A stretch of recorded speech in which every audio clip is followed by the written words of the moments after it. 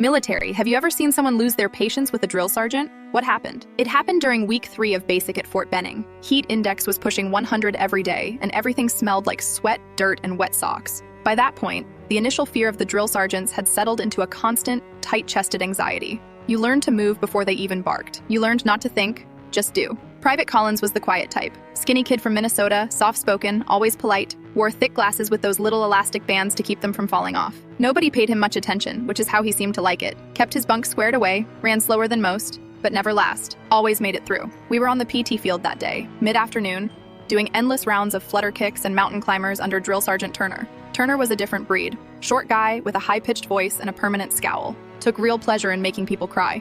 He'd hover over you and pick at the weakest parts of your soul until they cracked open. Collins had been struggling. His form was sloppy, and Turner zeroed in.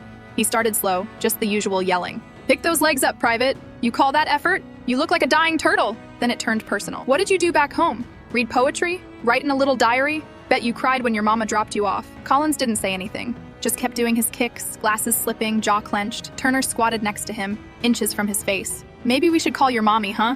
Tell her little boy's not cut out for the big scary army." He started mimicking a crying baby.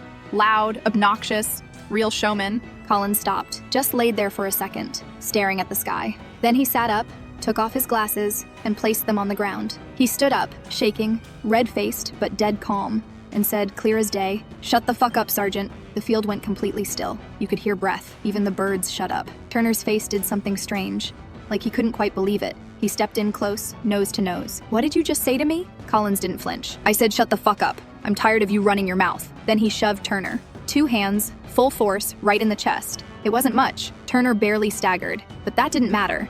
It was like someone lit a stick of dynamite in the middle of the formation. Drill Sergeant Jackson and Sergeant Munoz came sprinting over, yelling, grabbing. Collins was on the ground in 2 seconds, face down, zip-tied, surrounded. The rest of us were frozen in push-up position while they hauled him off. We held that pose for what felt like an hour. Nobody said a word. When they finally let us up, Turner didn't speak, just stared off at the tree line, fists clenched, like he'd been humiliated in some way that went deeper than the shove. We never saw Collins again. They told us he was being processed out for insubordination and assault, quietly. No courtroom drama, just paperwork and a bus ticket home. 2 days later, Turner showed up at morning formation with a black eye. Nobody asked, nobody dared. But the rumor was Jackson had corrected him behind closed doors. Word was command didn't like that he'd pushed Collins to a breaking point. Word was this wasn't the first time. Turner wasn't the same after that. He yelled less, didn't mess with people the same way, kept his distance. The fear was still there, but something had changed. And Collins? Nobody remembered him as the guy who quit. We remembered him as the only one who ever stood up and told a drill sergeant to shut the fuck up and meant it.